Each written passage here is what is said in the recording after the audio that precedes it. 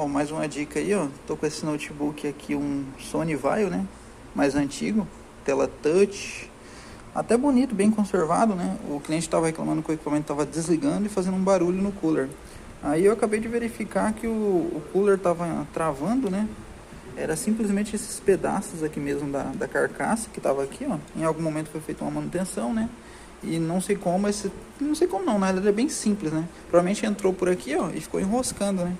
Aí agora a gente vai desmontar esse cooler, fazer uma limpeza, trocar a pasta térmica e já fazer os testes. Mas provavelmente é só esse o problema mesmo.